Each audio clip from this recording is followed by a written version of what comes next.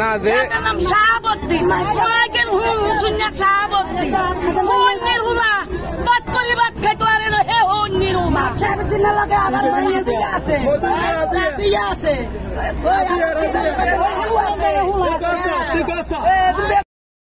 কালকের বিষয়টা বলতে আমি তো গতকাল এশারের নামাজ পড়ায় চলে গেছি। তো হঠাৎ করে রাত্রে তেমন সংবাদ ভালো করে শুনতে পারিনি। সকালে যখন আসলাম তখন দেখে গিয়ে আমার মসজিদের চারপাশে যে বেড়া, সামনের পিছনে বেশ জায়গায় ক্ষয়ক্ষতি দেখা যাচ্ছে, এরকম কাটা দাম। চিন্তা করলাম কি আবার এরকম হলো কেন? পরে এলাকার যারা আছে মহল্লার পাড়ার তারা বলতেছে যে কালকে রাত্রে প্রায় 200+ লোক আসছে, এরকম সন্ত্রাসী হামলা করছে এলাকার মধ্যে তাদের মহল্লায় পাড়ায়। তো আমার বিষয় হলো যে আসলে ব্যক্তিগত রেশারেশি থাকতে পারে, ব্যক্তি কেন্দ্রিক রেশারেশি থাকতে পারে, তাই বলে আমার মসজিদে কি ক্ষতি করলো তাদের? মসজিদে এখানে এই মসজিদটা আসার কারণে হওয়ার কারণে আমাদের এই মসজিদ এখানে আনছে বা এখানকার যে মসজিদটা এখানে দেওয়ার পিছনে প্রাণপ্রিয় চেষ্টা করছে সুলতানিয়া মাদ্রাসা প্লাস দিকে মার্কাজুল হুদা মহিলা মাদ্রাসার প্রিন্সিপাল মুফতি আলাউদ্দিন নুরি হাফিজাহুল্লাহ হুজুরের চেষ্টা প্রচেষ্টায় মসজিদটা এখানে হয়েছে। তো আলহামদুলিল্লাহ এই পর্যন্ত প্রায় দীর্ঘ 8-9 বছর 10 বছর পর্যন্ত এই মসজিদটা এখানে আসার পর থেকে এখানে 5 ওয়াক্ত নামাজ হয়, প্লাস বাচ্চাদের সকালে মুক্ত পড়ানো হয়, সন্ধ্যা সকাল বিকাল।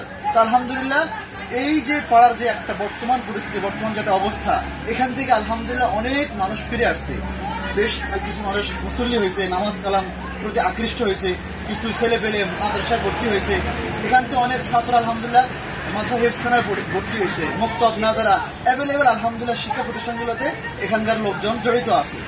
তো এর মধ্যে কিছু যুবক শ্রেণী আছে তাদেরকে আমরা বুঝে ইনশাল্লাহ খুব কাছে আনছি, নামাজ কালাম করছে, রমজান তারাই করছে একসাথে। কিন্তু এখন এই যে হামলাগুলো একের পর এক চলতেছে বা হচ্ছে, এগুলার পরবর্তী অবস্থা তাহলে কি দাঁড়াবে? এটা তো খুব ভয়াবহ। তো এর মাধ্যমে আসলে তাদের কি ক্ষতি হয় বা না হয় সেটা বলতে পারবো না, কিন্তু ধর্মীয় দৃষ্টিকোণ থেকে বিশাল ক্ষতি হচ্ছে। সেটা হলো বাচ্চারা যে একটা মুক্তি করতো, এটা ভয়ে আতঙ্কিত হয়ে গেল। মসজিদে আমরা যে নামাজ পড়তাম আগে, মসজিদের যে অবস্থা ছিল, মসজিদের এক পাশে এরকম যেহেতু মসজিদটা ওরকম স্থায়িত্ব ওরকম না, কোন রকম টিন দিয়ে মোটামুটি একটা অবস্থা হয়েছে, এখানে নামাজ কালাম পড়ে। এখন এখানে মানুষ নামাজ কালাম পড়ে, এমনি বৃষ্টি হইলে আমরা মাঝে মাঝে এরকম ভিজে যাই, আমাদের ক্ষয়ক্ষতি হয়। কিন্তু এখন এই আঘাত হওয়ার কারণে এখন বৃষ্টিতে হালকা বৃষ্টি হইলেও এখন মসজিদে পানি চলে আসবে। আগে পরিবেশ ছিল সেরকম বর্তমানে। আপনার নাম কি আর আপনি কয়দিন ধরে এখানে ক্ষতি করছেন? আমার নাম হলো মোহাম্মদ ইমরান হোসেন, আমার বাড়ি নোয়াখালী। আমি এখানে পাশে একটা মাদ্রাসায় শিক্ষকতা করি, তো ওখানে আমার থাকা খাওয়া সব। এখানে আমি ক্লাস মুক্তবে পড়াই আর হলো নামাজ কালাম পড়াই।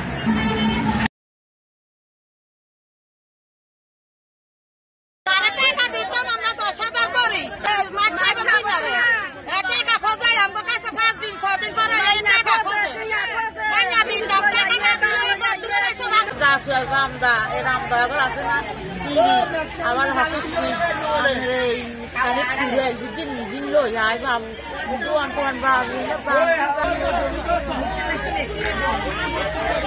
রামদা লই ছুরি লই আই আগো হামলা করে বুঝলে মাইয়া লই টাকাটানি করে